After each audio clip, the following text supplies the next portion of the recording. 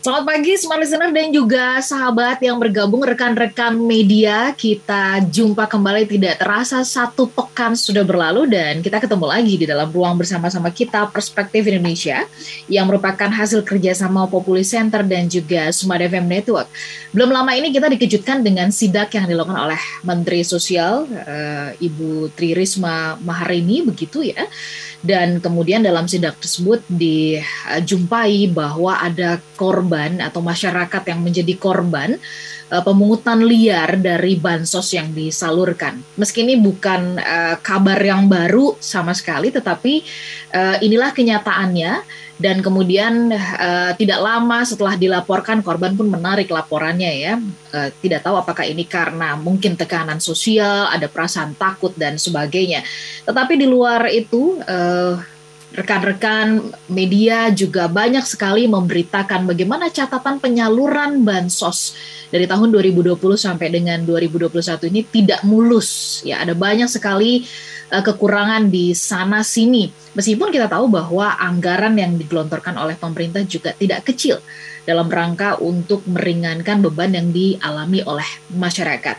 Nah, apa sebenarnya yang terjadi? Benarkah bahwa pendataan yang seringkali disebut-sebut sebagai akar masalah dari penyaluran bansos ini, atau sebenarnya ada masalah-masalah lain, mental dan sebagainya begitu?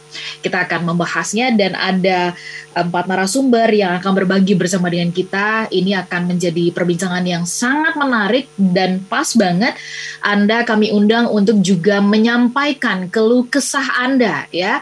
Di kesempatan pagi hari ini mungkin Anda juga punya pemikiran, punya saran, punya pendapat bagaimana ke depannya agar bansos yang disalurkan ini tidak menjadi masalah kembali. Polemik pungli bansos, kita sapa bersama-sama dengan kita ada Pak Aceh Hasan Syazili, Wakil Ketua Komisi 8 DPR RI. Selamat pagi Pak Aceh. Selamat pagi, Assalamualaikum Mbak. Waalaikumsalam. Iya, biasanya kita ketemu di kafe pada saat Perspektif ya Pak. Kita ketemu di ruang virtual ini. Baik, sehat-sehat ya Pak ya. Baik, kemudian saya juga ingin menyapa ada Ibu Dina Prapto Raharja, PhD, founder dari Sinergi Policy. Selamat pagi, Bu Dina. Selamat pagi, Mbak Ola, Bapak Ibu, selamat pagi. Salam sehat. Salam sehat ya, sehat-sehat ya Bu ya. Puji Tuhan, ya. Baik, kemudian saya juga ingin menyapa ada Pak Hudori, pegiat Asosiasi Ekonomi Politik Indonesia. Selamat pagi, Pak Hudori. Pagi, Mbak Ola. Baik. Pagi juga yang lain, Bapak Ibu. Ya, sehat-sehat ya Pak ya. Dan kemudian tim dari Populi Center, saya ingin menyapa ada Mas Dimas Ramadan. Selamat pagi Mas Dimas. Selamat pagi Mbak Ola, selamat pagi Bapak Ibu. Oke, rasanya semuanya sudah punya catatan dan ini pas menjadi ruang diskusi kita. So kami menantikan juga dari Smart Listener nanti Anda bisa mengajukan. Ini pas ada Pak Aceh juga ya, wakil rakyat Anda loh hadir di sini loh. Jadi silakan Anda juga yang mungkin di lapangan Anda sendiri merasakan ada pungli, ada penyaluran bansos yang tidak Anda terima atau mungkin ada hal-hal yang lain yang ingin Anda sampaikan. Silakan ya ke 0812 11 12 959. Kami juga sedang live di YouTube channel Smart FM. Baik, Bu Dina, Pak Hudori, dan Mas Dimas, saya izin sebentar ya. Terlebih dahulu ke Pak Aceh boleh ya? Baik, ya. Baik, Pak Aceh, kita tahu bahwa pemerintah ya dalam hal ini telah menganggarkan cukup besar sebenarnya anggaran bansosnya di APBN 2021 ada 110 triliun begitu.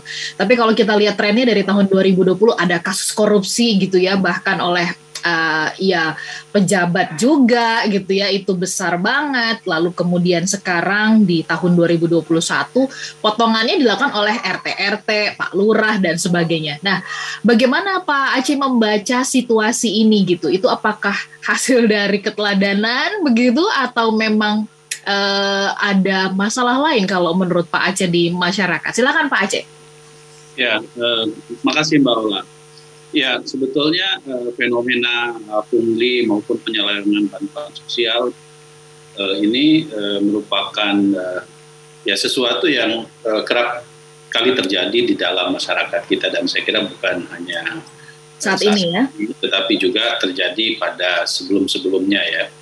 Nah, letak persoalannya menurut kami memang potensi bagi penyelewengan itu masih sangat-sangat terbuka ya. Misalnya kita tahu bahwa Kementerian Sosial sendiri punya banyak program bantuan sosial seperti misalnya PKH, program Keluarga Harapan, kemudian bantuan pangan non tunai, dan terakhir di era pandemi ini ada program namanya BST, bantuan sosial tunai, dan Kementerian Desa pun juga memiliki program namanya BLT Desa gitu ya. Belum lagi kita lihat ada kementerian lain seperti Kementerian UMKM memiliki program bantuan insentif bagi usaha. Jadi PPKM level 4 ini memang menghajatkan kita semua untuk bisa membantu masyarakat agar mereka jangan sampai misalnya dibatasi pengetatan sosial, tetapi mereka menjadi kesulitan untuk mendapatkan bantuan atau kebutuhan dasar, terutama pangan. Ya. Nah, bahwa fenomena ini sesungguhnya kerap kali kami sampaikan di dalam rapat-rapat kami dengan Menteri Sosial. Ya. Setidaknya misalnya kalau kita lihat bahwa akar dari persoalan ini kan adalah soal data, ya. Data sosial atau yang disebut oleh Kementerian Sosial sebagai data terpadu kesejahteraan sosial ini selalu menjadi masalah serius. Ya. Kenapa? Karena masih banyak ditemukan apa yang disebut dengan inclusion error dan exclusion error. Inclusion error itu adalah orang yang seharusnya tidak mendapatkan bantuan, tetapi dia mendapatkan bantuan. Sementara exclusion error, orang yang seharusnya dia dapat bantuan, tetapi dia tidak mendapatkan bantuan. Nah, kasus semacam ini masih banyak sekali kami temukan, ya. Karena preferensinya adalah data yang digunakan, data BPS tahun 2015 itu tidak melalui satu proses verifikasi dan validasi data yang dilakukan secara mutakhir gitu ya. Oke. Nah, dari data itulah yang kemudian kerap kali dijadikan sebagai salah satu hal yang digunakan oleh oknum-oknum aparat misalnya untuk untuk bisa mendistribusikan berbagai bantuan sosial tersebut kepada masyarakat sekalipun langsung, tetapi beberapa oknum misalnya selalu bilang bahwa kalau tanpa ada kami yang mendata bahwa Anda tidak akan mendapatkan bantuan sosial itu. Karena itu maka Anda ya harus kasih dong kepada kami gitu. Kasus-kasus semacam itu kerap kali kita temukan ya di dalam di dalam proses penyaluran bantuan sosial.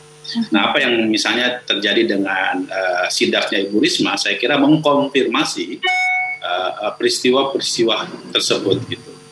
Nah, belum lagi kalau misalnya proses penyaluran bantuan sosial tersebut itu dilakukan misalnya dikumpulkan di satu tempat, misalnya di kantor kepala desa atau di kantor pos dan lain-lain. Kan biasanya memang mereka dikasih tahunya itu kan oleh aparat pemerintah di tingkat bawah bahwa Anda akan mendapatkan bantuan sosial dan oleh karena itu Anda harus datang ke tempat ini, nanti saya antar gitu ya. Nah, jadi inilah kerap kali muncul gitu ya pada saat itulah ya no freelance gitu loh. Tidak ada sesuatu yang misalnya buat mereka gratis. Oleh karena itu disitulah kerap kali kita temukan adanya pemotongan-pemotongan. Nah, tetapi memang ada beberapa bantuan sosial yang cash transfer gitu ya. Cash transfer itu seperti misalnya PKH, program Keluarga Harapan itu cash transfer. Jadi dari perbankan, dari Kementerian Sosial diserahkan kepada Himbara, himpunan perbankan punya negara ya, lalu kemudian ditransfer langsung kepada penerima rekening penerima gitu ya. Rekening penerima. Kalau itu menurut kami relatif tidak terlalu begitu banyak penyelewengan gitu ya. Tetapi kalau misalnya seperti bantuan sosial tunai ya, kemudian BPNT bantuan pangan non tunai itu memang ditransfer kalau BPNT. Hanya saja kan kalau BPNT ini kerap kali kita temukan karena bantuan tersebut dipergunakan untuk pemenuhan kebutuhan dasar seperti beras, telur dan kebutuhan-kebutuhan lainnya, itu kan harus dikonversi, harus dibelikan kepada kebutuhan itu. Nah, yang sering kami temukan sebetulnya adalah kasus di mana antara harga tidak ada kesesuaian harga gitu. Misalnya harusnya beras harganya per kilo misalnya 24.000 misalnya, dia naikkan menjadi 15.000 atau dan lain-lain.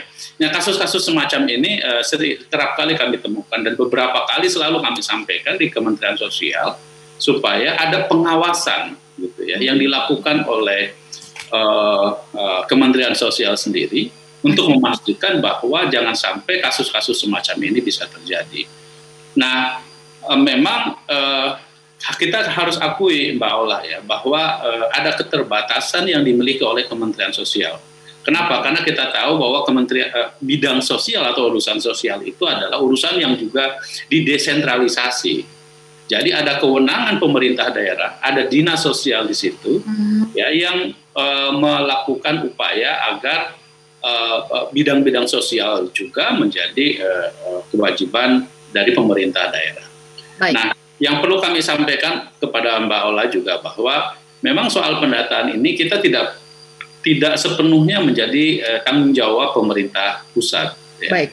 Kenapa? Karena kita tahu bahwa sesuai dengan peraturan perundang-undangan bahwa proses verifikasi dan validasi data tersebut itu diinputnya oleh Dinas Sosial Kabupaten Kota.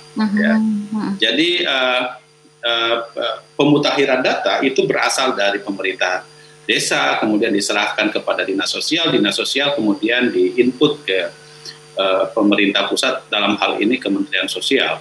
Nah, problemnya kerap kali data yang diinput itu juga kami masih menemukan ketika turun kembali kepada masyarakat itu kembali kepada data yang lama. Ini kasus semacam ini bisa terjadi. Yang berulang ya. Oke, Pak Aceh ditahan dulu penjelasannya, sabar sebentar ya. Kita nanti sambung bahasannya di part yang kedua ya, mulai terurai dan mulai dapat gambaran begitu. Tetapi kalau tadi Bapak mengatakan pendataan tidak sepenuhnya sebenarnya tanggung jawab dari pemerintah pusat karena juga ini kita bersifat desentralisasi begitu ya, otonomi daerah, harusnya pendataan juga diverifikasi, dibantu, divalidasi oleh pemerintah daerah. Nah, bagaimana dengan pemerintah daerah yang bahkan kita juga menemukan ada kasus misalkan kayak di Banyumas begitu Pak Aceh gitu ya, dana yang harusnya untuk bansos dijadikan atau dipakai untuk membangun greenhouse, bagaimana itu? Berarti kan pemerintah daerah ini ada apa juga begitu ya, sampai yang di bawah tadi ya seperti Pak Aceh katakan begitu. Kita sambung nanti di part yang kedua ya, kita masih menyimpan suara dari Bu Dina ya, Pak Hudori dan juga Mas Dimas. Kami mengajak Anda juga smart listener di seluruh tempat di mana Anda bisa mendengarkan kami, Anda bisa sampaikan juga mungkin pengalaman Anda berkaitan dengan bansos ini. Kami tunggu di 0812 11 12 959. Listener dan juga sahabat yang bergabung, Anda masih menyimak Perspektif Indonesia, polemik pungli bansos. Saya ingin menyapa Anda yang ada di Makassar, Manado, Banjarmasin, Balikpapan, kemudian Anda yang ada di Medan, Palembang, dan juga Pekanbaru, kemudian Anda yang ada di Surabaya, Yogyakarta, Jakarta, Depok, Tangerang, Bekasi, Bogor, Bandung, ya, dan kota-kota di sekitarnya. Selamat pagi, dan pagi hari ini kami mengajak Anda untuk ikut serta berbincang bersama dengan kami. Anda bisa memberikan pemikiran Anda juga begitu ya. Bagaimana caranya kalau menurut pandangan Anda supaya bansos atau bantuan-bantuan lain terkait COVID ini atau juga yang lainnya ini bisa tersalurkan sampai kepada penerimanya begitu tanpa ada potongan-potongan dan sebagainya. Baik, saya kembali akan menyampaikan kepada Anda siapa saja narasumber kami yang hadir di kesempatan pagi hari ini. Ada Pak Aceh Hasan Syazili masih bersama-sama dengan kami, Wakil Ketua Komisi 8 DPR RI, kemudian juga ada Ibu Dina Praptora Harja PhD, founder dari Sinergi Policies, kemudian Pak Hudori, pegiat Asosiasi Ekonomi Politik Indonesia, dan ada Mas Dimas Ramadan, peneliti Populi Center. Pak Aceh, sebelum saya sambung ke Pak Aceh dan ke Bu Dina, saya mau bacakan dulu, ini ada satu tanggapan yang menarik untuk saya bagikan ya, dari Pak Harja ya, yang bergabung bersama kita dari Samarinda. Salam sehat semuanya Bapak-bapak narasumber ya. Kalau menurut saya, kenapa bansos ini banyak diselewengkan? Karena sebenarnya secara mental ini udah menjalar kok sampai ke masyarakat ya, tingkat bawah katanya ya, bahwa kalau melakukan sesuatu harus ada upah katanya seperti itu. Jadi kalaupun misalkan diminta untuk menyalurkan, tetap pasti di tingkat bawah akan ada permintaan. Ini terjadi juga pada saat penyaluran dana desa, jadi banyak diselewengkan. Nah, mental minta upah itu Pak Aceh. Bagaimana tanggapannya Pak Aceh? Karena tadi Bapak juga mengatakan ini kalau akarnya adalah data nggak sepenuhnya tanggung jawab pemerintah pusat, tapi juga daerah perlu memvalidasi ya. Tapi ada anggapan bahwa mental upah inilah yang kemudian akhirnya itu mengaburkan tuh upaya-upaya validasi dan sebagainya. Bagaimana tanggapan Pak Aceh? Ya, itu bisa menjadi salah satu bentuk ya motivasi orang untuk ingin mendapatkan sesuatu dari proses yang dilakukan oleh aparat kita gitu, oknum aparat kita lah gitu ya. Kan kita tahu bahwa misalnya seseorang mendapatkan bantuan sosial itu kan seperti sesuatu yang seperti dapat rezeki dari proses yang tidak dia dapatkan gitu loh, dia usahakan gitu, tiba-tiba gitu ya dia dapat bantuan.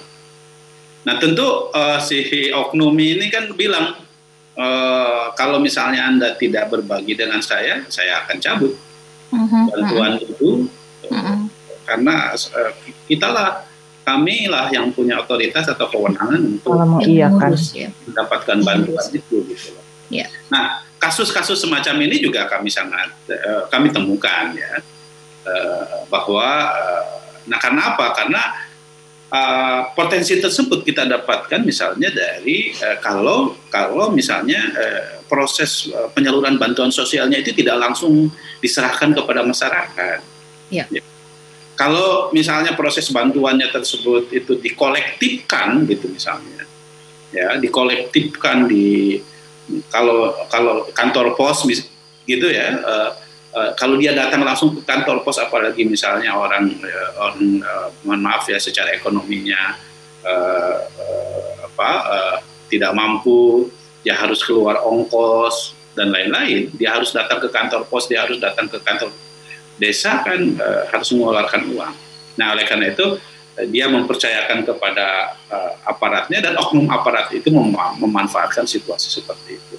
Nah, kasus-kasus seperti ini juga kerap kali kami temukan ya. Jadi oleh karena itu ya idealnya seperti yang saya sampaikan ya. Semua harusnya prosesnya dilakukan dengan cash transfer. Masyarakat bisa mendapatkan langsung ya.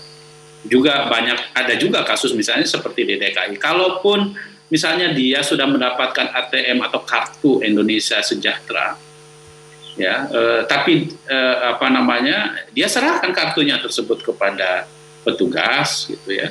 Lalu nanti petugas yang mengambilkan dan dari situ sebagai bentuk ucapan terima kasihnya dia kasih uang. Ya, nah, baik. Kasus-kasus semacam ini menurut saya juga banyak terjadi, ya. Jadi memang ini budaya, ya. Menurut saya saya tidak tahu apakah ini mau disebut budaya atau tidak, tapi ini salah satu kebiasaan yang kerap kali muncul dalam masyarakat kita sebagai bentuk ucapan terima kasih. Mereka memberikan sesuatu kepada masyarakat gitu ya, kepada oknum aparat yang mendapatkan bantuan sosial tersebut. Baik, Aceh, saya ke Bu Dina ya. Ada poin tadi di awal Bu Dina, Pak Aceh mengatakan bahwa ini bukan terjadi hanya di kasus bansos, kasus-kasus yang lain pun kita jamak mengetahui ini ya, dana bantuan bencana ya, dana desa dan sebagainya. Nah, Bu Dina melihat dari sisi kebijakan pemerintah di kasus atau di situasi COVID-19 ini dengan memberikan bantuan tunai begitu. Apakah sebuah kebijakan yang ekologis di situasi seperti sekarang ini? Karena tadi Pak Aceh mengatakan idealnya sih ya kita cash transfer nih. Bagaimana tanggapannya Bu Dina? Silakan. Terima kasih Smart FM dan Populi Center untuk kesempatannya. Smart Listeners, kalau kita mau bicara soal bansos, sebenarnya tidak luput kita harus bicara soal desain dan implementasi. Yeah. Dan dalam hal bansos ini saya melihat masalahnya di dua level itu. Jadi kalau kita bicara sampai nanti ke level budaya misalnya, kita lihat dulu desainnya seperti apa. Kalau desainnya melanggengkan budaya yang seperti itu tumbuh, bahkan untuk makin kuat dan menjamur, nah itu berarti serius betul ini masalah desain belum pernah diperbaiki. Nah, menjawab pertanyaan Mbak Ola tadi ya, berarti kalau kita mau lihat secara esensial, bansos itu sebenarnya punya beberapa fungsi ya. Yang paling pokok itu adalah social inclusion atau inklusi sosial. Ya. Artinya di dalam bansos itu melekat perspektif pertama kewarganegaraan. Sesama orang Indonesia ya harusnya saling menjaga, ada upaya persatuan. Kemudian ada prinsip demokrasi. Berarti semua orang itu equal ya, sama rata, sama rasa gitu. Semua harus didengar, semua berpartisipasi. Yang tidak mampu berpartisipasi dia dibantu supaya dia bisa on the same level playing field. Yang ketiga, kita negara hukum. Kalau negara hukum artinya tidak boleh ada orang yang diberi lebih daripada yang lain, berat sebelah gitu kan, diskriminatif bahasa lainnya. Dan di Pancasila kita punya prinsip lain yang jelas betul disebut keadilan sosial. Jadi yang punya kebutuhan lebih memang harus ditunjang lebih. Dan itu tanggung jawab negara. Bahkan kalau kita bilang Indonesia ini negara yang demokratis dan penegak HAM, berarti lebih tinggi lagi tuh. Kita baca di banyak undang-undang, kita menyebutkan, apalagi yang kaitannya dengan jaminan sosial, bantuan sosial, itu pasti disebut kata martabat. Artinya memang tujuan bansos itu harus mengangkat juga martabat manusia yang menjadi penerima. Jadi fungsinya ini mengentalkan we feeling ya, persatuan ini. Nah, fungsi jaminan sosial itu sebenarnya secara desain itu biasanya ada paling tidak 3 lah. Okay. Tapi yang saya lihat di Indonesia itu menonjol itu hanya sebagian kecil saja. Yeah. Jadi yang pertama itu fungsi sosial ekonomi. Bansos itu harusnya menjaga jangan sampai ada yang jatuh ke jurang kemiskinan, karena namanya jatuh ke jurang tuh ngangkatnya susah ya. Cenderung sekali jatuh maka dia turun-temurun akan selain orang tuanya miskin nanti nutrisinya buruk. Kemudian kehamilan dini, kehamilan kurang gizi, stunting. Nah kalau udah stunting mau sediakan pendidikan tinggi macam-macam dia nggak akan sanggup gitu kan. SDM berarti lemah. Kemudian aneka jerat hutang, penipuan terhadap kelompok ini juga akan tinggi. Jadi secara sosial ekonomi itu yang pertama, fungsi pertama. Yang kedua, fungsi ekonomi. Nah ini yang sangat sering diangkat-angkat. Tetapi menurut saya juga secara desain tidak tepat, yaitu menjaga daya beli masyarakat agar perputaran ekonomi berjalan terus. Karena harus diakui sistem perekonomian makro Indonesia ini cukup banyak bergantung pada consumer demand ya. Betul, betul. Kemudian yang ketiga ini fungsi sosial politik. Fungsi sosial politik itu biasanya kalau diberi bansos maka orang lebih percaya pada pemerintah. Pemerintah hadir gitu kan ya, mencegah jangan sampai ada kelompok yang lebih rentan konflik, rentan penyakit kalau dalam kondisi pandemi gitu. Nah, secara desain, however, yang saya perhatikan justru fungsi-fungsi yang 3 ini lebih banyak didominasi oleh tadi fungsi politik, lebih untuk mencari popularitas. Atau menunjukkan bahwa ini loh di era saya kasih bantuan sosial, bahkan jor-joran gitu ya. Di era saya ngasihnya lebih banyak nih, bentuknya macam-macam, duitnya lebih besar dibandingkan era sebelumnya. Kalau perlu cash gitu, jadi lebih di sana. Jadi yang dilihat itu bukan target groupsnya sebenarnya. Jadi secara desain perspektifnya menurut saya udah nggak lengkap. Lalu saya tunjukkan lagi misalnya fungsi ekonomi tadi ya. Banyak sekali disebutkan fungsi bansos di saat pandemi ini adalah menjaga daya beli. Tapi pernah nggak kita dengar kajian dasarnya? Sebenarnya kenapa orang dikasih 600.000? Kenapa dikasih 1 juta? Apakah itu kemudian betul mendongkrak daya beli? Karena dikasih 600.000 pada orang yang penghasilan bulanannya cuma sekitar 500.000, efeknya apa? Beda dengan yang kemudian dia bisa punya kelonggaran lebih sehingga dia bisa memutar perekonomian, membeli barang yang lebih banyak sehingga menjaga pabrik-pabrik tetap berjalan. Kan ada harus diukur ya dampak sosialnya. Kemudian tadi sempat disebutkan soal bansos itu kita bikin cash transfer saja deh. Nah ini harus hati-hati betul. Karena bansos itu fungsinya dilihat dari fungsi tadi memang bisa diberikan pada masyarakat dengan 2 cara. Mau conditional cash transfers, jadi artinya dia harus diukur kelayakannya ketika seseorang diberikan cash transfers, atau non-conditional cash transfers, artinya siapapun boleh terima cash itu. Nah ini kalau kayak PKH itu masuknya sebenarnya conditional ya. Kalau yang bantuan pandemi ini banyak sekali yang non conditional. Iya, iya. Jadi kalau dan ini yang menurut saya secara desain juga keliru lagi. Di dalam Indonesia ini kalau kita lihat prasyaratnya ya, saya kasih contoh aja beberapa program yang kita punya nih sekarang. Kemarin kan ada diumumkan pembagian uang bansos tunai ya.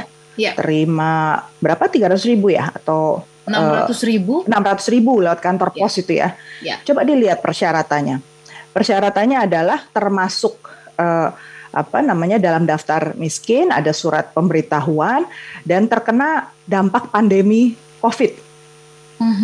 Jadi secara desain padahal nggak ada tuh data siapa yang terkena dampak pandemi di daerah mana, siapa persisnya ukuran orang yang terkena dampak pandemi yang kemudian berhak terima. Karena sebenarnya baik dari segi conditional cash transfer atau yang wajib ada syarat tadi ya untuk terima bantuan dengan yang tidak perlu syarat, itu pun nggak bisa kemudian dibagi-bagi sembarangan. Jadi kalau conditional cash transfer itu biasanya karena dia jelas indikator penerimanya itu, misalnya dia harus perempuan, harus sedang hamil gitu, atau anak yatim piatu, itu kan jelas ya datanya itu harusnya bisa dipegang gitu.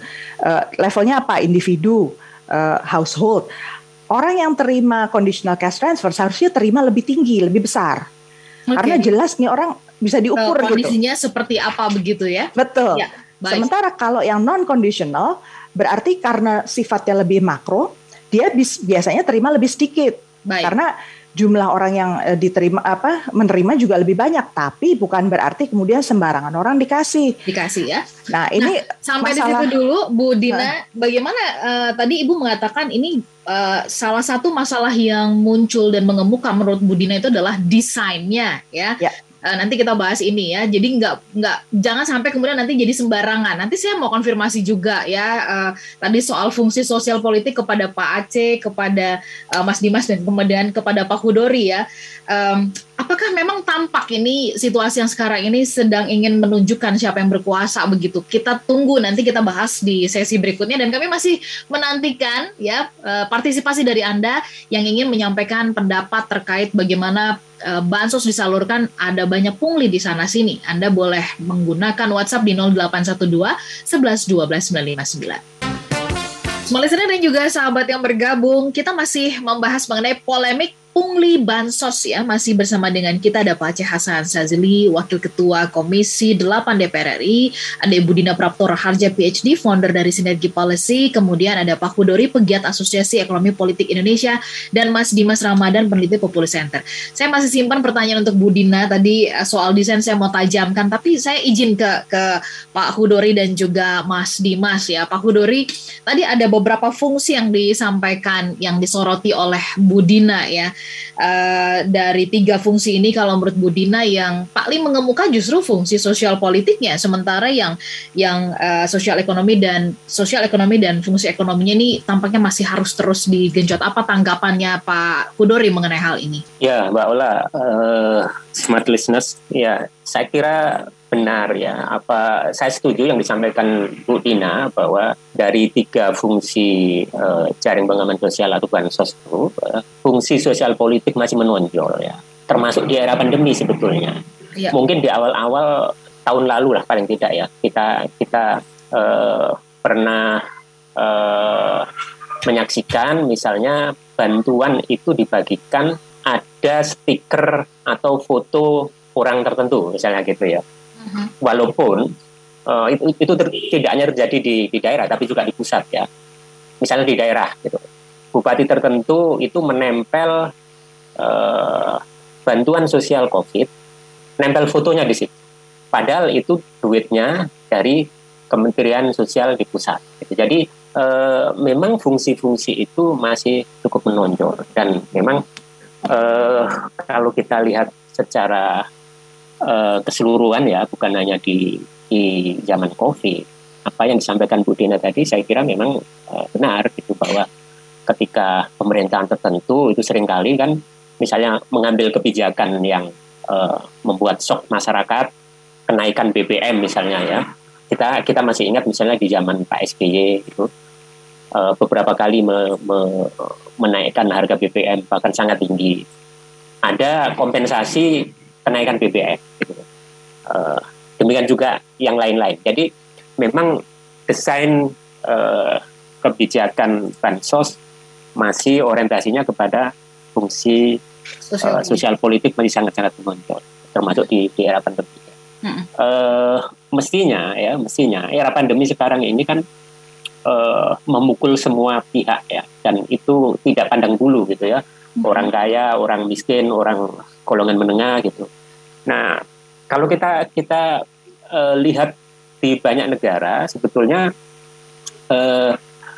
terutama yang kekuatan fiskalnya besar ya, itu rata-rata memang desainnya dibuat sederhana dan tidak banyak melibatkan birokrasi. Ketika desainnya sederhana dan tidak banyak melibatkan birokrasi, terutama dalam hal pemilihan siapa yang harus dapat ya, dan berapa besarnya, itu menjadi lebih sederhana. Misalnya kalau kita tengok nggak jauh-jauh Malaysia misalnya gitu ya, itu ada desain khusus COVID ya, itu ada 40% masyarakat pendapatan ke bawah dan 40% masyarakat pendapatan di atasnya gitu ya. Itu masing-masing mendapatkan sekian ringgit Malaysia itu. Nah, itu pasti tidak memerlukan pemilahan siapa yang harus dapat dan siapa yang tidak dapat. Gitu. Jadi karena lebih sederhana, universal gitu, itu tanpa melibatkan banyak birokrasi yang itu membuat desainnya jadi lebih sederhana dan kemungkinan untuk terjadi penyelewengan lebih kecil. Nah, cuman memang kalau kita tarik ke negara kita, kekuatan fiskal kita itu kan kecil ya, dan khusus untuk COVID kalau kita bandingkan dengan negara-negara lain, kita kalau nggak salah ya untuk COVID itu hanya 2% dari PDB lah kira-kira ya, yang dianggarkan untuk pemulihan ekonomi maupun bansos dan seterusnya. Gitu ya. Nah, tapi kalau dibandingkan dengan negara-negara lain jauh. Gitu. Malaysia itu kalau nggak salah 18% dari PDB. Cukup besar. Ya. Jerman lebih besar lagi. Jadi itu saya kira akan besar kecilnya anggaran yang dialokasikan itu akan menentukan desainnya yang akan dibuat. Baik. Nah di sini yang dibuat itu kan ya tadi misalnya bantuan sosial tunai itu kan dibikin dengan kriteria yang tertentu yang disampaikan Bu Dina tadi itu.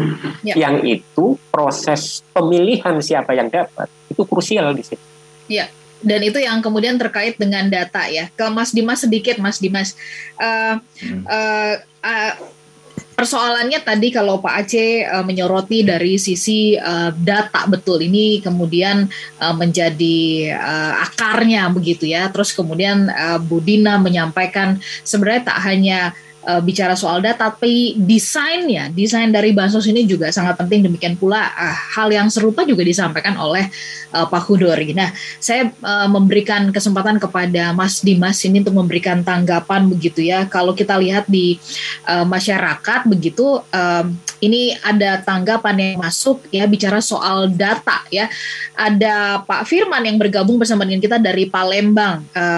Menyampaikan salam Pak Aceh ya, kemudian kami dari rakyat ini titip Pak pesan katanya seperti itu ya. Betul yang tadi Bapak sampaikan ya bahwa data ini jadi PR banget karena kami dalam lingkungan RT aja begitu ya, itu jumlahnya ada 20 orang itu bisa harusnya yang dapat nggak dapat, yang nggak harusnya dapat itu malah justru dapat begitu. Itu tingkat RT aja datanya udah banyak yang salah. Pak Aceh nanti mungkin bisa dikasih tanggapan, tapi sebelum sampai ke situ saya mau minta Mas Dimas menanggapi ini. Ini ada persoalan di data, tapi Bu Dina melihat bukan hanya itu adalah soal desain juga. Begitu pula dengan Pak Kudori. Apa tanggapan dari Mas Dimas? Ya, saya kira dua-dua boleh jadi betul ya, bahwa desain kemudian menentukan arah praktik penyusunan data hingga kemudian terdengar cerita-cerita pungli dan lain sebagainya atau tidak tepatnya sasaran penerima. Tapi saya kira memang kalau tadi disebut Palembang ya, saya kira jangankan di Palembang gitu ya. di DKI Jakarta hingga dengan kalau nggak salah tahun lalu anggota DPRD aja masuk namanya begitu ya. Artinya memang persoalan pendataan ini selalu menjadi persoalan serius dalam hal bantuan sosial. Kalau tadi disebut sama Pak Kudori sejak kompensasi BBM dan lain sebagainya hingga sampai saat ini ya, itu saya kira emang betul gitu ya. Tapi tidak melulu cerita tentang pembagian bansos ini berujung cerita muram gitu ya. Di kita paling enggak punya pengalaman yang sebenarnya cukup baik, terutama ketika misalnya saya mau berkata bantuan pendidikan misalnya sebelum ke BLT ya. Praktek bantuan pendidikan oleh Pemprov DKI Jakarta zamannya Pak Jokowi dan Ahok waktu itu, itu relatif lebih teratur gitu ya, disampaikan lewat rekening gitu ya atau electronic base yang bisa memangkas yang itu sifatnya direct, betul, memangkas birokrasi, bahkan penyelewengannya bisa terpangkas hingga level anggota keluarga gitu ya. Artinya dana pendidikan tidak dipakai oleh misalnya gitu ya, mohon maaf bapaknya buat beli rokok dan lain sebagainya. Kita punya pengalaman yang sangat baik sebenarnya juga. Tidak semuanya berujung muram sebenarnya. Tinggal sebenarnya memang kalau saya lebih ke isunya memang lebih ke itu tadi pembaruan pangkalan data ya. Data penerima manfaat. Sebenarnya kan itu udah diatur ya dalam Permensos gitu ya, siapa yang bisa. Kemudian dalam penyusunan penerima manfaat ini mungkin ya yang perlu diperbaiki ialah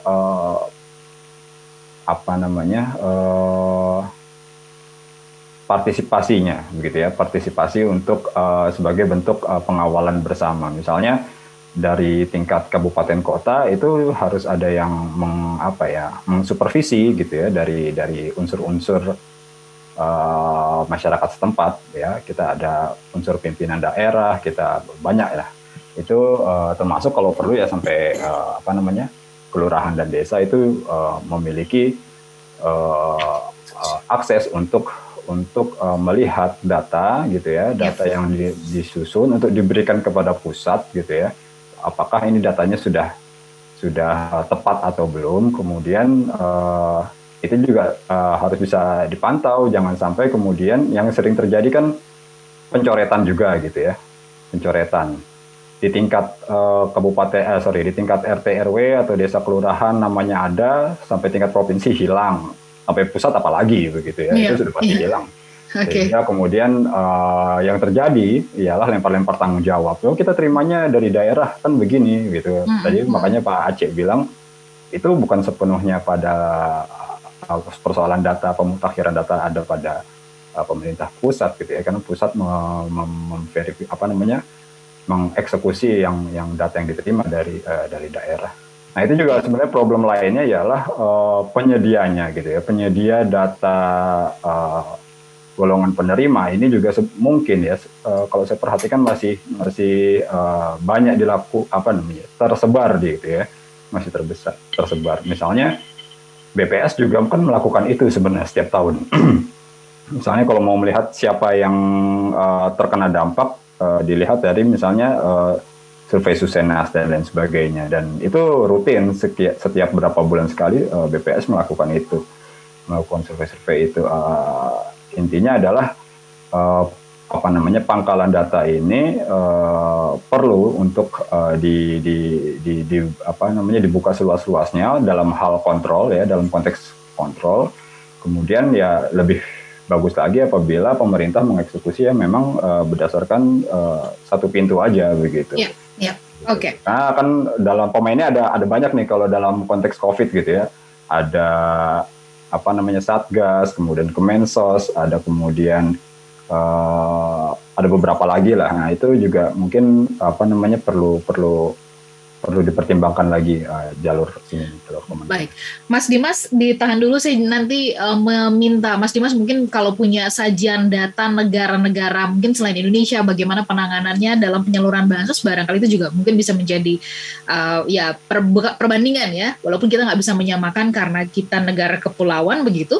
Kita akan jeda dulu untuk berita Jurnal 9. Pak Aceh, kami berharap nggak kemana-mana, tetap bersama dengan kami Pak, karena ini banyak pertanyaan yang diajukan ke Bapak ya dari masyarakat, dan setelah ini juga kami mengajak rekan-rekan media Anda boleh mengajukan pertanyaan di ruang Zoom kepada keempat narasumber kami, Bu Dina juga nanti dan Pak Kudori. Kita masih akan membahas menajamkan tadi soal desain ya yang tadi sempat dijelaskan di sesi sebelumnya. Kami akan jeda Bapak Ibu, Smart Listener dan juga semuanya untuk berita Jurnal 9 di akhir pekan, dan kami akan kembali sesaat lagi setelah berita Jurnal 9. Listener dan juga sahabat yang bergabung, Bapak Ibu, Anda tengah menyimak Perspektif Indonesia di part yang kedua ya. Tadi kami telah memulainya dari jam 9, kami live di YouTube channel Smart FM. Anda bisa menyaksikan kami, Anda bisa live chat di sana. Kami mengundang Anda yang ingin bertanya atau menyampaikan tanggapan pendapat Anda, dan kemudian Anda yang ada di ruang Zoom, rekan-rekan media, silakan juga boleh pergunakan kesempatan ini untuk bertanya kepada keempat narasumber kami. Ada Pak Aceh Hasan Syazili, Wakil Ketua Komisi 8 DPR RI, kemudian Ibu Dina Prapto Raharja, PhD, beliau adalah founder dari Sinergi Policy, kemudian ada Pak Kudori, pegiat Asosiasi Ekonomi Politik Indonesia, dan Mas Dimas Ramadan, peneliti Populi Center. Baik, saya izin dulu ya Pak Aceh, Bu Dina, Mas Dimas, dan Pak Kudori untuk membacakan beberapa yang masuk ini ya. Nanti kita akan diskusikan, bahas dan minta pendapat dari Anda semuanya. Ada Pak Zakaria di Pekalongan. Selamat pagi Pak Zakaria. Saya melihat dari desa sering melakukan perbaikan data gitu ya. Jadi ada nih di desa perbaikan data, tapi hampir selalu data yang kemudian turun dari kabupaten itu nggak sesuai dengan data yang dikirim dari desa ya. Nampaknya pihak kabupaten males melakukan perbaikan data atau kayak gimana nggak ngerti. Oke, nanti kita minta tanggapan dari narasumber. Kemudian berikutnya ada Pak Julham di Balikpapan. Selamat siang semuanya, salam kenal. Saya mau memberikan saran ini ya. Yang pertama, katanya pemerintah coba deh buka layanan pengaduan bansos nasional via admin sosmed, misalnya Telegram atau WhatsApp ya, sehingga masyarakat bisa ngelaporin langsung ya setiap adanya kasus-kasus pelanggaran di sekitarnya, misalkan terus kemudian beliau juga menyampaikan yang melapor itu harus mencantumkan nama, kemudian plus NIK dan alamat lengkap. Jadi masyarakat juga bisa saling memonitor, itu benar nggak gitu ya laporannya, laporan benar atau laporan palsu. Kemudian yang kedua, sarannya pemerintah coba deh buka koordinasi semua departemen yang berhubungan dengan NIK, yaitu Disdukcapil, Perbankan, Fintech Online ya, kemudian Dirjen Pajak sama BPN, Badan Pertanahan Negara ya, serta departemen-departemen lain yang berkaitan ya dengan data-data ini, sehingga pemerintah bisa mengetahui mana masyarakat yang pura-pura susah ya, mengingat juga banyak contoh di Jakarta misalnya ya, pengemis misalkan yang berpura-pura mengemis tapi ternyata kenyataannya di kampung halaman itu orang kaya, katanya seperti itu. Oke, ini menarik ya tanggapan sarannya. Nah, karena ini ada kaitannya dengan data dan sebagainya begitu, saya kasih kesempatan dulu kepada Pak Aceh untuk menanggapi. Tadi Bu Dina juga menyampaikan, Pak ini desain yang dibenerin dulu sebelum ke data begitu. Bagaimana tanggapannya Pak Aceh? Ya, pertama soal data ini menjadi concern kami ya dari sejak saya menjadi anggota Komisi 8 DPR RI dari sejak tahun 2017 itu selalu yang kita teriakkan dengan Kementerian Sosial adalah soal data, karena besarnya anggaran yang dialokasikan oleh negara terhadap bantuan sosial, terutama seperti program Keluarga Harapan, bantuan pangan non tunai, dan itu adalah program reguler yang jumlah anggarannya itu cukup besar ya. Nah, karena itu maka kami beberapa kali pada periode yang lalu saya menjadi ketua panitia kerja verifikasi dan validasi data kemiskinan di Komisi 8, dan salah satu rekomendasi yang kita buat adalah harus data tersebut dilakukan dengan pemanfaatan teknologi informasi yang sekarang ini sudah sangat-sangat maju gitu ya. Nah, dengan cara misalnya dari tingkat desa itu bisa langsung melakukan input kepada pemerintah di tingkat pusat gitu.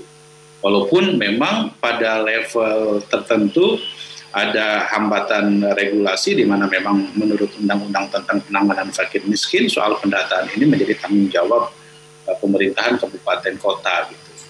Namun kami tentu ingin bahwa di dalam proses pendataan ini harus betul-betul ya akurat, apalagi kita tahu bahwa di tengah pandemi COVID-19 seperti yang dirasakan kita semua saat ini, imbasnya terasa betul bagi penurunan angka kemiskinan di Indonesia.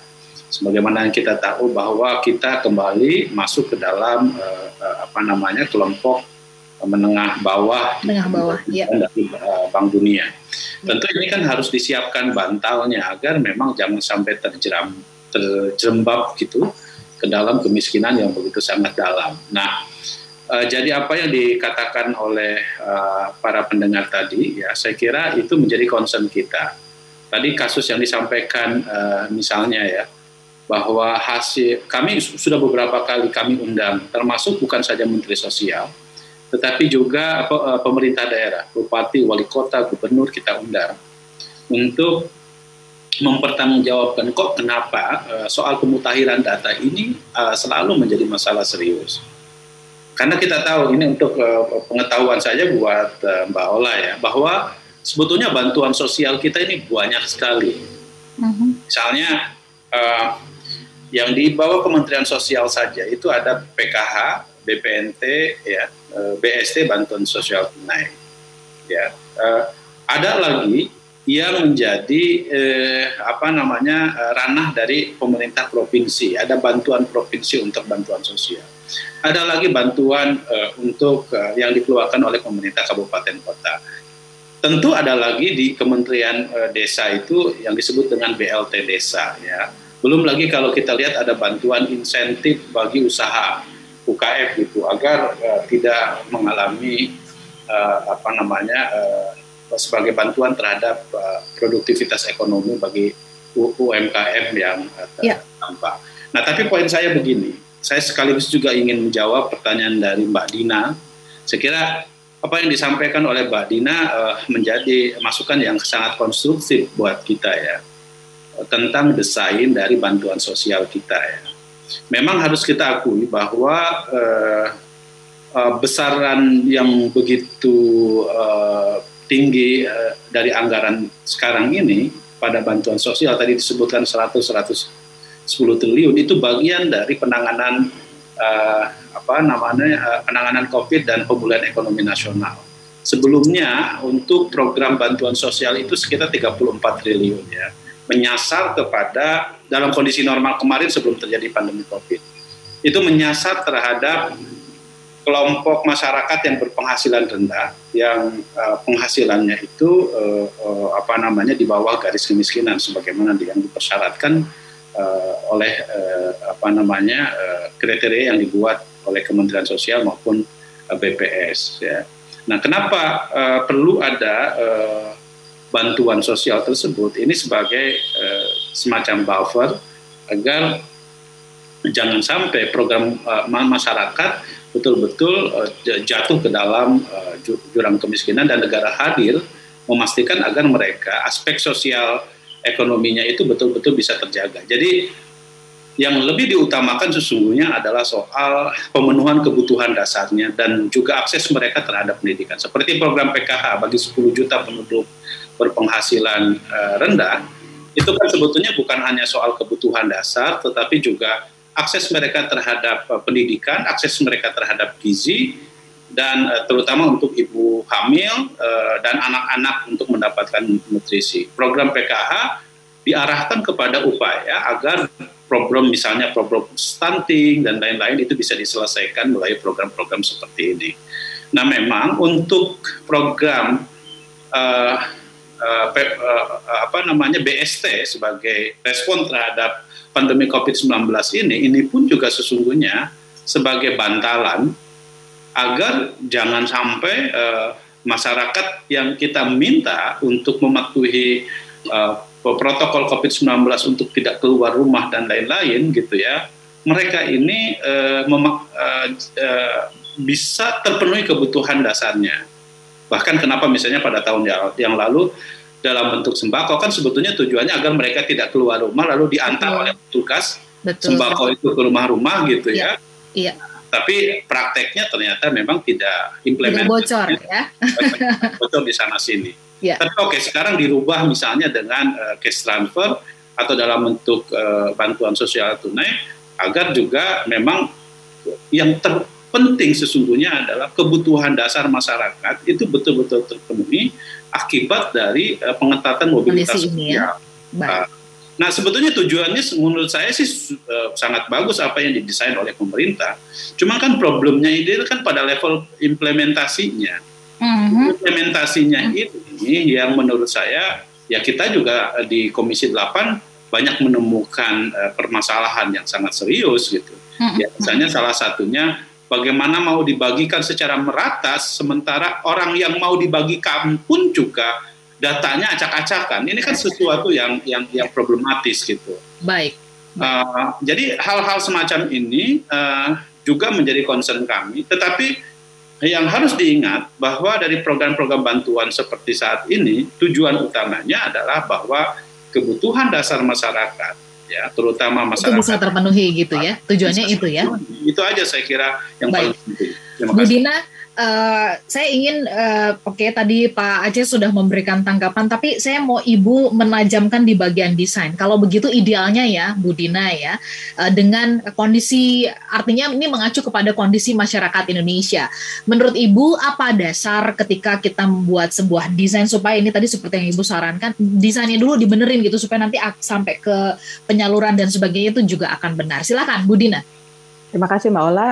Smart listeners, kalau kita bicara soal desain, hal-hal yang sudah secara asumsi sulit diperbaiki, itu ya harus dijadikan pangkal yang kita tetapkan sebagai sesuatu yang memang tidak sempurna. Jadi jangan kita berandai-andai bahwa data itu akan bisa diperbaiki dalam waktu singkat. Kenyataannya sejak reformasi 97, data ini tidak ada satupun presiden yang mampu dan ya saya nggak bisa bilang mau ya, pasti ada kemauan, tapi kemampuan mereka untuk memperbaiki data ini sama sekali belum terjadi. Dan masalahnya karena di levelnya itu bukan cuma di pribadi individu si presiden ya, tetapi ini menyangkut banyak layer kepentingan. Pertama soal ini deh, soal single identity ya. Identity ya. Nah, itu dulu di awal tahun di masa reformasi, ketika kita tahu persis masyarakat butuh jaring pengaman sosial, satu yang harus dibenahi ini kan soal single identity. Gimana caranya mendeteksi orang-orang ini ada di mana, mekanismenya juga seperti apa. Kita tahu ujung-ujungnya apa kan? Ada gesekan yang sangat serius antar instansi pemerintah yang presiden nggak ada yang bisa ngatasi waktu itu. Masing-masing instansi pengen punya keep their own authority over identity gitu. Jadi identitas yang namanya IKTP itu sebenarnya nggak semua instansi pemerintah setuju. Udah gitu Pak Aceh tadi sempat nyebut soal digital. Lah problemnya Pak, digital selain dikorup ya. Yang kedua, kenyataannya tidak semua masyarakat Indonesia itu pertama-tama terdaftar, terutama yang rentan dan miskin. Jadi jangankan yang jauh-jauh di luar pulau ya, di Jakarta aja yang ada di kolong jembatan itu rata-rata juga nggak punya IKTP. Padahal berapa susah gitu ya jalan ke IKTP. Kalau di luar daerah, dari pengalaman saya, mereka itu ngurus IKTP itu jauh lebih lama daripada nungguin panen jagung katanya. Proses ngurus IKTP aja ya. Oke, ya. Makanya itu butuh calo akhirnya. Iya. Jarak dari rumah mereka ngurus ke KTP itu jauh. Jadi kembali ke poinnya Mas Dimas tadi sempat mengangkat masalah data. Saya bilang, Mas, sudahlah, data itu bukan cuma angka. Data itu manusia, dia relasi sosial ya, terbentuk angka itu dari relasi sosial. Jadi kenyataan pertama nih faktanya orang Indonesia, nggak ada orang yang mau dikeluarkan dari daftar miskin. Coba tanya deh. Begitu ya, Bu Dina ya. Saya nih studi saya kan selama ini jaminan sosial ya. Jaminan sosial. Soal ini aja PBI jaminan BPJS kesehatan itu loh. Iya. Itu orang udah yang bantuan iuran ya. Iya, bantuan iuran. Udah mampu pun nggak mau dikeluarin ya, Bu? Nggak mau, karena alasannya nanti begitu saya dikeluarkan, saya harus bayar rutin kan, secara mandiri. Nggak mau. Nah, gimana coba kalau sekarang datanya di Kemensos loh, Bu. Jadi, dan di tataran sosial nih, tataran masyarakat tadi juga masalahnya ya, orang-orang yang nggak punya kompetensi, apalagi perspektif, itu diberi beban sangat besar, RT, RW gitu, untuk mengusulkan. Jadi perhatikan pembentukan DTKS ini kan sumbernya sebenarnya usulan dari level bawah ya, yang dari pengalaman yang saya lihat, itu waktu yang disediakan untuk orang dari bawah ini memberi informasi ini loh, namanya, alamatnya, jenis kelaminnya, dan tolong ya, emang kebiasaan di Indonesia ya kalau mau ngasih bantuan sosial tuh list yang harus dimasukin datanya banyak banget gitu ya, sehingga kemungkinan salah tulis, identitasnya itu nggak lengkap, bahkan laki aja jadi perempuan gitu kan, tanggal lahir nggak tepat, itu menjadi dasar tadi ya. Idealis banget data kita, padahal kenyataannya kompetensi untuk melakukan itu nggak ada. Jadi jawaban saya ke Mbak Ola tadi, pertama asumsikan data buruk, itu udah jelas. Jadi jangan berpangkal pada data DTKS, udahlah kita udah tahu lah, udah gitu secara fiskal juga nggak punya duit buat memperbaiki itu jarang diupdate kok data itu. Lalu yang ketiga, desentralisasi tadi. Kenyataannya semua harus dilibatkan, nggak punya nih mata orang di Jakarta nih untuk ngelihat sampai ke daerah-daerah, orang di pelosok jembatan, di bawah jembatan di Jakarta aja orang nggak punya mata gitu kan. Yang keempat, ada faktor migran. Jadi pekerja-pekerja migran ini kan satu fakta realita besar loh di Indonesia ini. Ya, orang KTP-nya itu KTP daerah, tapi mereka bekerjanya di kota-kota besar. Mereka tidak qualify kemudian untuk menerima bansos. Dan ini yang bikin RT itu pening ya, di daerah kampung saya ini orang pening karena dia bilang ketika dikasih cash transfers, akhirnya tetangganya yang sama-sama miskin itu cemburu. Nah, kalau terimanya paket makanan itu dibuka sama RT terus dibagi rata. Nah, jadi itu fenomena yang saya bilang, maka tadi data itu bukan angka. Data itu relasi. Jadi itu satu ya. Kemudian yang kedua, karena asumsi data buruk, saya bilang kita targeting itu dan duitnya terbatas. Targeting itu harus basisnya jelas. Pertama misalnya kalau ini soal pandemi, ada daerah yang memang penularannya tinggi, terus masyarakatnya miskin, kan itu bisa di spot di daerah mana, kampungan mana, perkampungan mana yang rumahnya juga deket-deket. Orang di daerah situ berarti harus dikunci kan, dan kita harus beri kesempatan yang sama semuanya dapat bantuan, dan itu harus dikawal. Nah yang ngawal jangan RT. RT itu nggak mampu menjalankan seperti ini karena fungsi itu ya, kompetensinya nggak ada ya. Nggak ada, inklusi sosialnya nggak ada. Jadi, baik, Bu Dina, berarti ada concern soal pengawasan juga ini ya. Nah itu tadi kaitannya ke implementasi. Ya. Kalau desainnya nggak benar, implementasinya udah pasti nggak jalan. Kalau di negara maju kan makanya mereka pegangannya adalah social workers ya. Social workers yang tersertifikasi, itu dibayar oleh negara, ditegakkan hukumnya. Kalau kaum melanggar, tidak punya integritas, tidak punya akuntabilitas, keluar kan. Baik, Bu Dina, di kita nggak ada, selalu banyak persoalan, tapi saking banyaknya persoalan itu apakah mungkin kemudian bantuannya nggak kita kasih nih gitu ya Pak Aceh, Pak Gudori? Nanti di part yang berikutnya ya, di tengah situasi kayak gini, apa sih masukan-masukan terutama mungkin dari Pak Gudori dan juga Mas Dimas yang menyoroti, kita ambil contoh apa yang kemudian bisa diimplementasikan kalau di Indonesia. Kita sambung nanti di sesi berikutnya. Bapak Ibu, smart listener, rekan-rekan media, kami jeda sesaat, tetap bersama dengan kami dalam Perspektif Indonesia. Oleh listener dan juga sahabat yang bergabung, kita sambung perbincangan kita polemik pungli bansos di kesempatan pagi hari ini. Masih ada Pak Aceh ya, Wakil Ketua dari Komisi 8 DPR RI, ada Ibu Dina ya dari Sinergi Policies, kemudian juga ada Mas Dimas mewakili dari Populi Center, kemudian juga ada Pak Kudori, ini pegiat Asosiasi Ekonomi Politik Indonesia. Saya sebelum ke Pak Kudori izin ke Mas Dimas ya. Mas Dimas punya nggak catatan ya kalau kita mungkin negara mana yang mungkin bisa kita contoh dari sisi pendataan yang demikian apik, rapih, kemudian sampai itu ya kepada si penerima dana bantuan sosial atau dana bantuan tunai. Silakan Mas Dimas. Ya, Mbak Ula, terima kasih. Sebenarnya saya nggak terlalu mendalami ya bagaimana pendataan di negara lain dilakukan, tapi jelas dimanapun itu gitu ya, ketersediaan data yang mutakhir dan terintegrasi, saya kira itu menjadi hal yang mutlak untuk diperlukan ya? Gitu ya. Mau kita sebut negara apa namanya negara maju, negara menengah, kalau nggak punya basis data yang baik, tentu bansos nggak akan apa namanya tepat sasaran selamanya.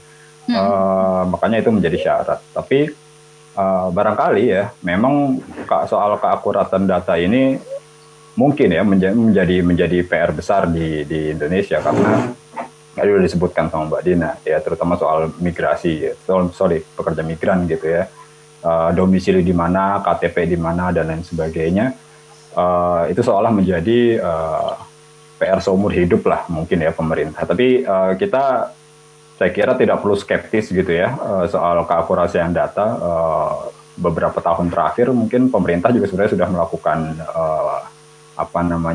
upaya-upaya ya, misalnya ada inisiasi dari Presiden soal Satu Data Indonesia gitu ya, walaupun dia belum berjalan maksimal gitu, tapi itu kan mengandaikan bahwa nantinya data itu terintegrasi gitu ya, utamanya sebenarnya harusnya ya lewat NIK gitu ya, lewat NIK, itu yang menjadi identitas seseorang di negeri ini gitu ya.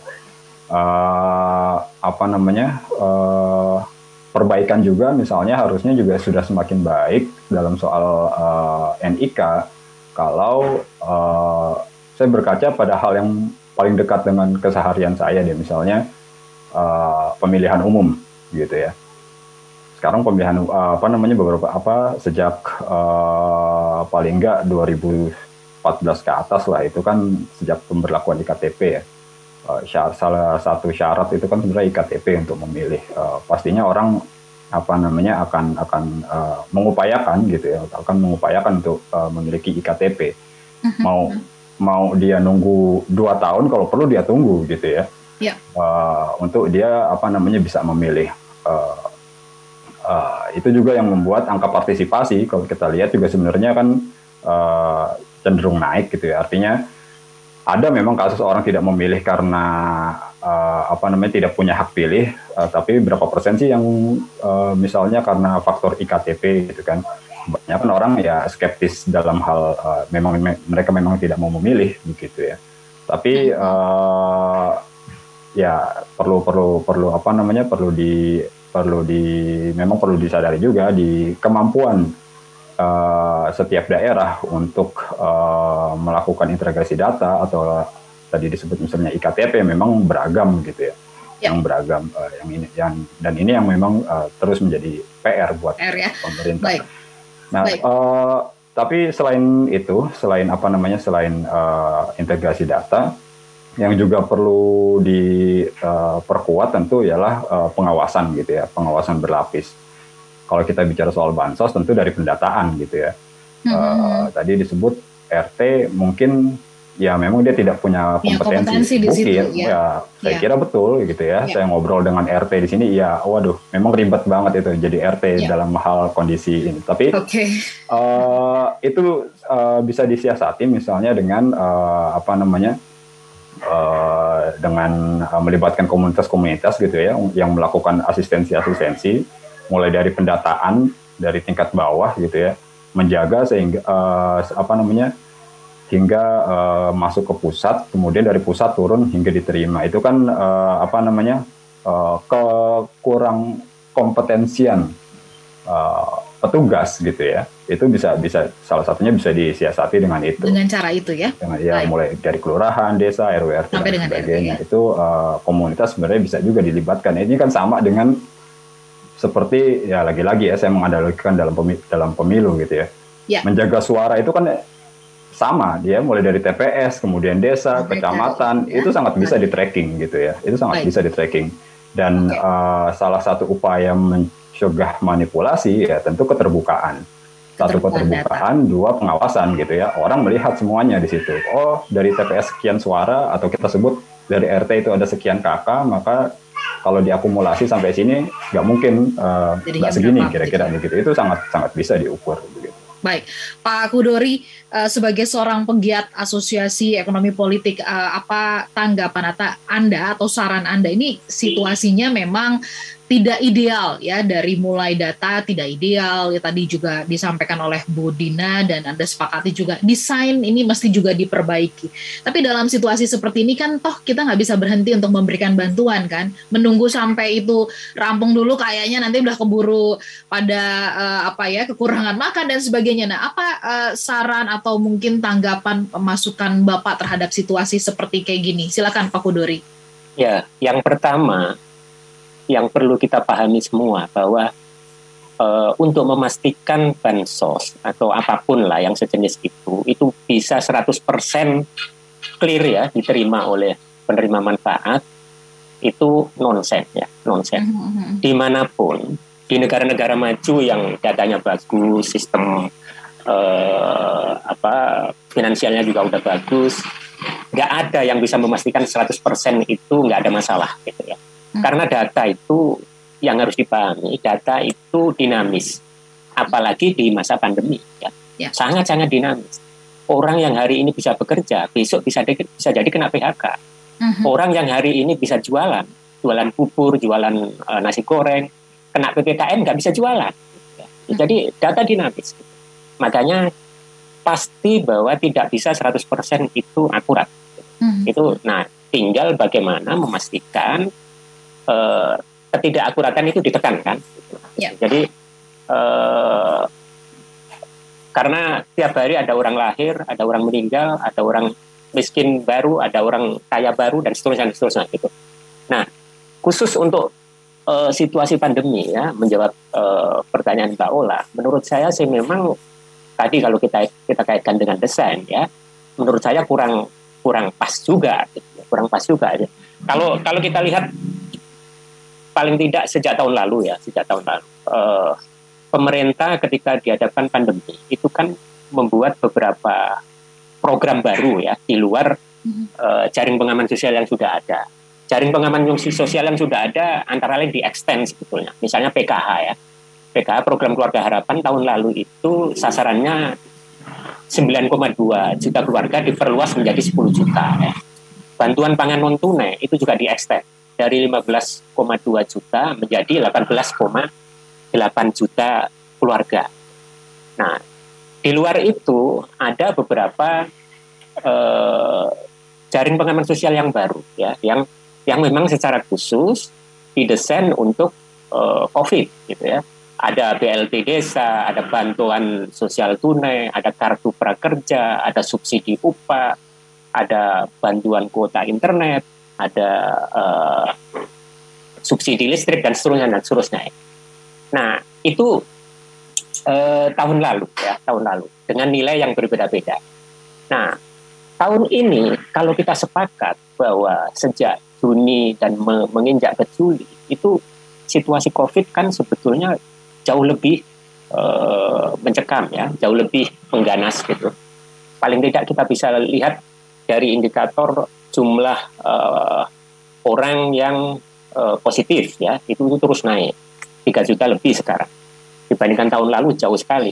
Satu. Yang kedua, PPKM, pembatasan mobilitas masyarakat itu semakin meluas, tidak hanya di Jawa tapi di sekian banyak provinsi gitu. Nah, artinya apa? Jadi kalau melihat itu sebetulnya dibandingkan tahun lalu, tahun ini ya, terutama sejak Juni, Juli itu saya kira situasinya jauh lebih sulit. Nah, tapi kalau kita lihat apa respon pemerintah untuk merespon itu dan membuat masyarakat yang sebelumnya bisa makan itu menjadi tidak bisa makan dan seterusnya, itu nggak berubah, gitu, nggak berubah. Yeah. Desain bansos dan seterusnya itu tetap seperti yang tahun lalu. Artinya apa? Ketika situasinya berubah, pemerintah ternyata responnya sama saja. Jadi dari sisi ini sebetulnya ya dari sisi desain mestinya nggak pas, gitu, nggak pas. Karena ya tadi. Jadi yang pas kalau menurut Pak Hudori seperti apa idealnya? Mestinya kelompok-kelompok masyarakat yang terkena dampak di pandemi gelombang kedua ini itu juga tercakup, Pak. Misalnya kalau kita lihat data pekerja misalnya, gitu ya. Ya. Pekerja kita itu sebagian besar kan pekerja informal. Ya. Data BPS Februari tahun ini pekerja informal itu jumlahnya 78 juta. Meningkat ya? Nah, iya. Apakah ini tercakup dari terkena dari sekian banyak desain bansos itu? Saya nggak yakin enggak. Saya yakin enggak.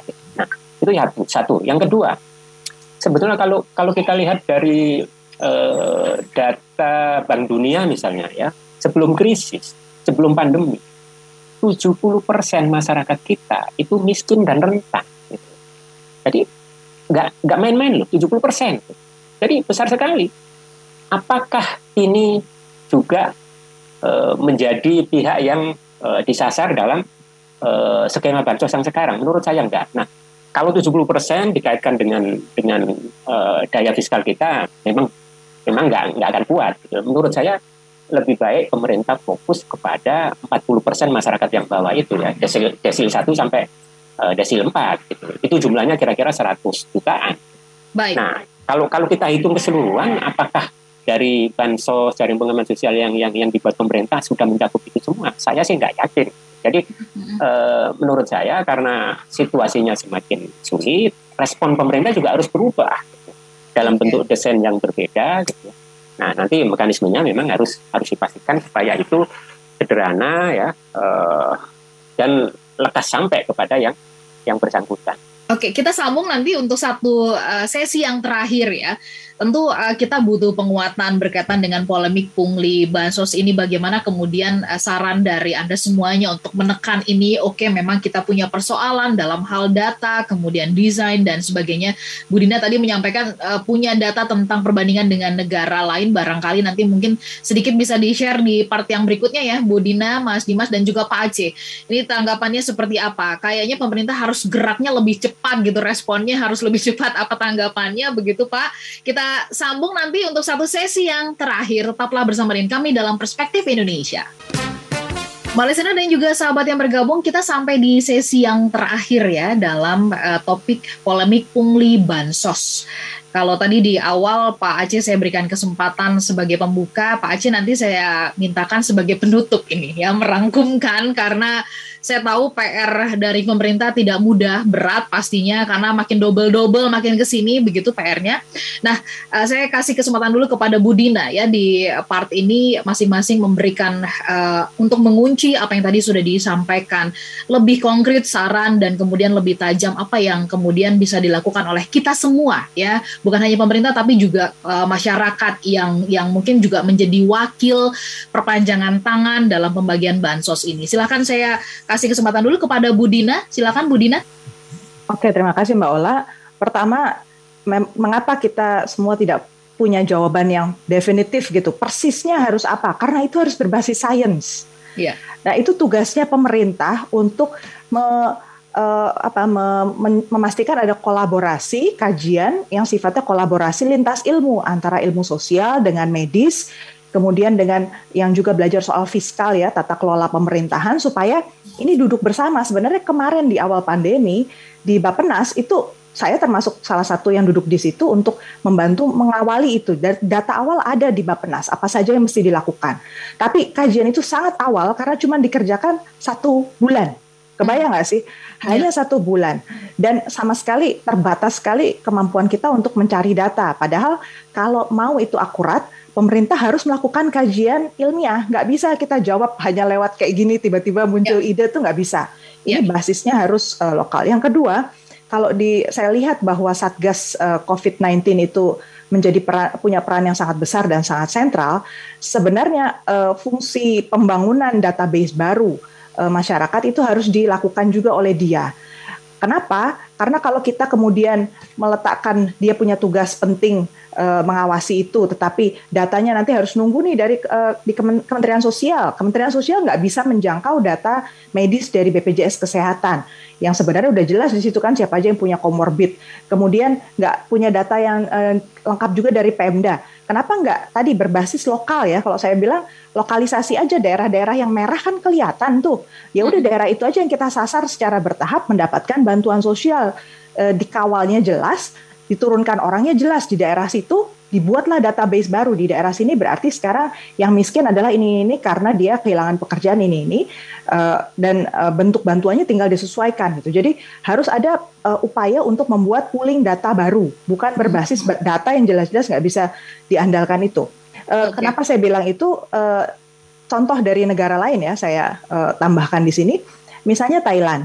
Thailand ini sama-sama negara berkembang lah. Orang miskinnya juga jumlahnya sama besarnya dengan kita lah. Mereka juga sadar betul punya masalah dengan data.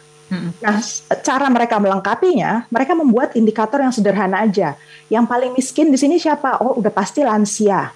Lansia yang tidak punya pekerjaan. Nah, ngecek orang lansia kan mudah ya dari segi fisik, tampilan orang datang ke posko-posko, kemudian ada petugas juga yang di-dispatch gitu ya, dikirimkan door to door untuk mendata di satu kampung, di satu desa.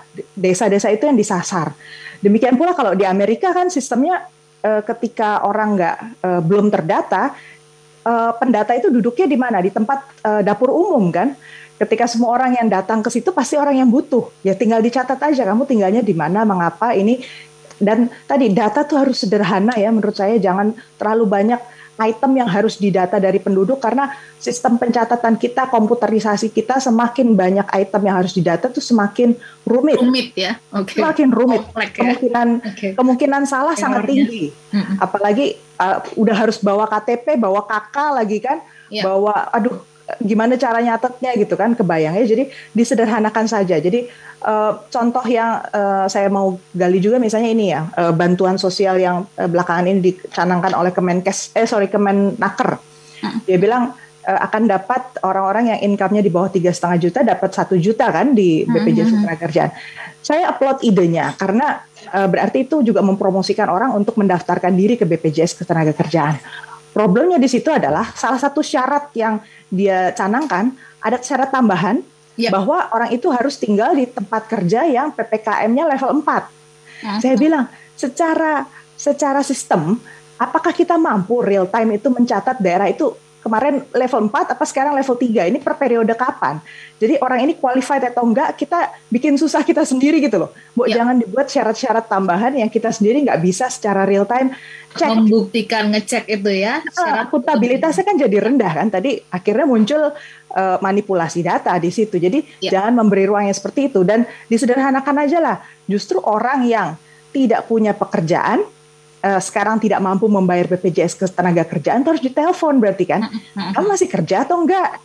Nah itu juga berhak kan, jadi jangan cuma yang aktif membayar, justru yang nggak bisa bayar tiba-tiba itu kan dia berhak karena dia awalnya ikut, sekarang nggak ikut. Ini contoh-contoh logika yang saya bilang tadi, nggak bisa juga mendadak mungkin ya, kapasitas birokrasi kita memikirkan itu, butuh kajian, ya dideploy nih, banyak juga kok orang pinter di bumi ini gitu. Jadi jangan dipikirkan tiba-tiba nggak ada solusi instan ya, harus duduk bersama secara sistematis, dan itu kita bisa, saya yakin. Baik. Sebelum ke Pak Aceh, Mas Dimas mungkin bisa memberikan catatan akhir terkait perbincangan kita polemik pungli bansos. Apa saran Anda mungkin sampai ke tingkat RT, ke masyarakat deh gitu ya? Apa yang ingin Anda himbau atau sampaikan? Ya, mungkin kalau dari saya ini ya, bahwa sepengamatan saya aja, ini bukan kajian. Pengamatan saya bahwa tepat sasaran atau tidak, ada pungli atau tidak pada level bawah, memang dia kan minim pengawasan di situ. Biasanya aparat atau petugas RT RW yang yang lurus-lurus saja dalam menyalurkan bansos, dalam melakukan pendataan itu ialah orang yang kebetulan memang dia sudah dalam tanda kutip selesai dengan dirinya, begitu ya. Artinya dia tidak tergoda untuk mengutip, dia objektif, misalnya tidak memasukkan tetangga, keluarganya atau saudaranya, gitu ya, yang mungkin dirasa lebih mampu, tapi dia mengedepankan memang warganya dia yang secara pengamatan dia sangat-sangat layak dibantu. Itu kan sebenarnya ujung tombaknya memang ada di RT RW. Nah, pemerintah barangkali juga ya bisa untuk mencegah pungli, gitu ya, bisa mencoba paling tidak membuat perencanaan keuangan untuk sekedar insentif, gitu ya. Pada insentif yang menyalurkan begitu ya. Betul, terutama untuk pada level yang paling bawah. Karena yang paling bawah ini yang justru paling besar kemungkinannya terjadi pungli, gitu ya. Dulu ya di Pemprov DKI Jakarta ya RT RW ya digaji sebenarnya, gitu kan. Sampai sekarang lah itu. Sampai sekarang masih digaji, Mas Dimas. Masih digaji. Sebenarnya kan tujuannya untuk itu, supaya kita ini RT RW ini sudah cukup ya, tolonglah gitu kan, bekerja yang baik, jangan memperkaya diri sendiri dan sebagainya. Baik, terima kasih. Memang dalam penyaluran bantuan memang sangat ribet sekali gitu. RT itu bisa bisa nggak tidur itu ngurusin itu ya, bantuan untuk sekedar ngurusin pendataan sampai kemudian penyaluran. Baik. Sebenarnya ketentuannya yang namanya bantuan yang diterima itu kan tidak boleh di split ya sebenarnya ya, tidak boleh diwakilkan, tidak boleh dan sebagainya. Ada RT ya yang kalau dia sudah selesai dengan dirinya sendiri dan punya kepedulian sosial yang cukup baik, dia biasanya ya melobi penerima itu. Gitu. Tuh tetanggamu yang nggak kebagian loh, saya sudah ngupain, bagi dong, tapi jangan bilang-bilang ya gitu ya. Oke. Itu real, itu ada. Itu ada. Kalau RT yang membagi, dia nggak boleh gitu ya. Ada ininya. Tapi poinnya itu bahwa insentif untuk petugas di level bawah barangkali juga perlu dipikirkan. Mencegah terjadinya pungli. Sekaligus pengawasannya mungkin juga perlu diperketat. Pak Hudori, secara singkat sebelum saya mau minta ke Pak Aceh sebagai penutup, karena Pak Aceh dan pemerintah mewakili rakyat ini sebagai pelaksana begitu. Pak Hudori, secara singkat apa poin Anda?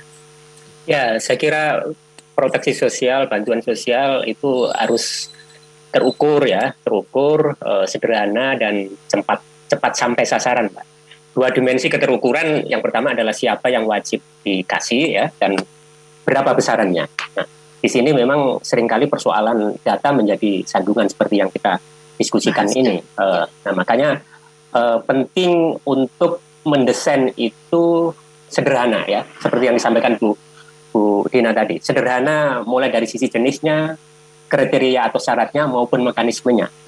Nah, dengan begitu sebaik mungkin saya kira dari awal lebih baik keterlibatan sangat intensif birokrasi itu harus kita kurangi. Nah, yang terakhir saya kira bagaimana semua desain itu cepat sampai kepada masyarakat yang membutuhkan. Nah, dengan begitu, terutama terkait dengan COVID, mereka yang harus dibantu itu segera bisa memanfaatkan bantuan itu. Saya kira itu. Terima kasih. Baik, Pak Hudori. Pak Aceh menutup. Tadi banyak sekali masukan catatan dari narasumber yang lain dan juga listener begitu ya, terkait bagaimana bansos ini disalurkan. Kalau Pak RT nggak bisa tidur karena mau bagi-bagi, wakil rakyat pemerintah nggak bisa tidur karena memikirkan kebijakannya kan ya Pak ya. Silakan Pak Aceh. Ya, dari sejak awal sebetulnya saya selalu menekankan kepada pemerintah terkait dengan kebijakan PPKM, apalagi waktu beberapa minggu yang lalu ada istilah PPKM darurat ya, yang sekarang dirubah menjadi PPKM level 1 sampai level 4. Dan sekarang yang berlangsung di DKI Jakarta dan seputarnya itu level 3 sampai level 4. Kami selalu menekankan sebelum kebijakan itu diambil, tolong selesaikan terlebih dahulu ya soal bantuan sosial. Jangan sampai ya kita menerapkan PPKM level 2 sampai level 4 ini membuat masyarakat menjadi kesulitan untuk mendapatkan akses terhadap kebutuhan dasar. Karena apa? Karena kalau masyarakat tidak diselesaikan dulu kebutuhan dasarnya, PPKM dalam bentuk apapun itu akan sulit untuk bisa dilaksanakan.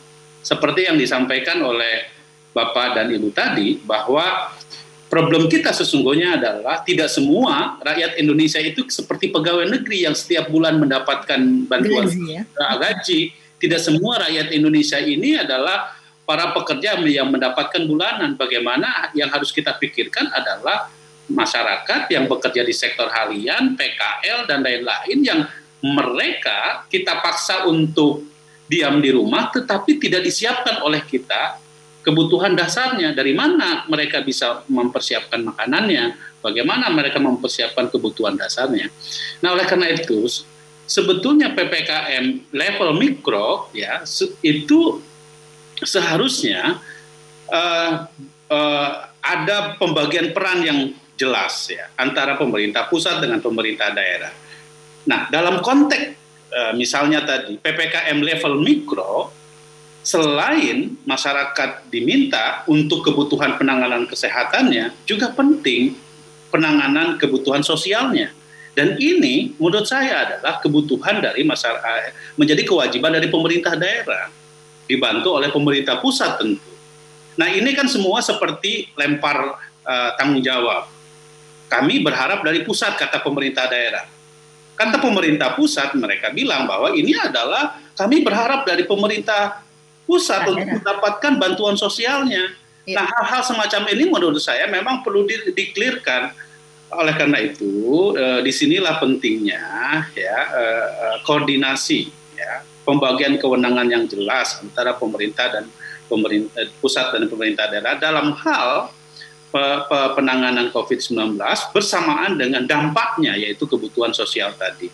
Nah, oleh karena itu saya ingin menekankan, saya mengucapkan terima kasih tentu kepada Mbak Dina, ya, Pak Hudori, Pak Dimas yang telah memberikan masukan yang sangat penting bagi saya sebagai wakil rakyat untuk memperbaiki sistem dari proses pemutakhiran data yang memang masih banyak sekali titik kelemahannya. Tapi intinya saya kira saya setuju bahwa yang namanya data itu tidak pernah sifatnya statis, dinamis ya. Akan selalu dinamis, apalagi di tengah pandemi COVID-19 ini banyak orang yang terdampak.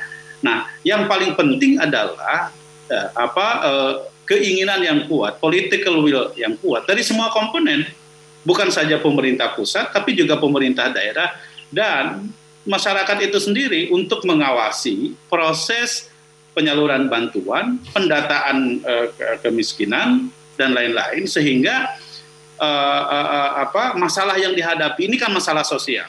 Bangsa Indonesia saya sangat yakin betul bahwa tingkat kedermawanan sosialnya sangat tinggi, ya, tingkat gotong royongnya sangat tinggi, termasuk juga bagaimana dalam proses penanganan COVID-19 seperti yang dialami oleh kita semua. Ini menjadi partisipasi kita bersama. Baik. Untuk bagaimana bantuan sosial bisa kita lakukan secara tepat sasaran. Kalau tidak misalnya mendapatkan bantuan dari pemerintah, ayo kita sama-sama juga berdonasi, membangun kerjasama antara warga gitu ya, agar pandemi COVID-19 ini tidak betul-betul mempengaruhi secara begitu tajam terhadap kehidupan sosial ekonomi masyarakat kita. Baik. Kira demikian. Baik, Pak Aceh, terima kasih Pak Aceh Hasan Syazili, Wakil Ketua Komisi 3 DPR RI, kemudian Ibu Dina Prapto Raharja, PhD, Founder Sinergi Policies, kemudian juga Pak Hudori, Pegiat Asosiasi Ekonomi Politik Indonesia, dan juga Mas Dimas Ramadan, peneliti Populus Center. Tuntas sudah diskusi kita, memang ini tidak kemudian lantas menghasilkan sesuatu yang artinya pakem untuk langsung kita praktekkan, tetapi setidaknya ini memberikan insight, ya, meneguhkan apa yang sudah dilakukan, dan bahkan tadi seperti Pak Aceh mengatakan ini menjadi masukan-masukan yang sangat konstruktif bagi pemerintah dalam upaya penyaluran bansos bisa lebih baik, bukan hanya dalam kasus pandemi COVID. Saya pikir ini juga nanti untuk hal-hal yang lain gitu ya, mungkin kalau ada bencana dan sebagainya. Doa kami untuk Anda semuanya sehat-sehat supaya bisa terus menginspirasi Indonesia dengan segala karya dan keilmuan yang Anda miliki. Dan Smart Listener, teman-teman media, terima kasih untuk kebersamaannya selama ini dan sampai di hari ini begitu ya. Dan kemudian ini siaran ulangnya ada di hari Minggu jam 4 sampai dengan jam 6 sore. Kami pamit, sehat-sehat untuk Anda semuanya. Saya Ulan Nurlija dan semua narasumber mengucapkan terima kasih. Salam sehat, sampai jumpa.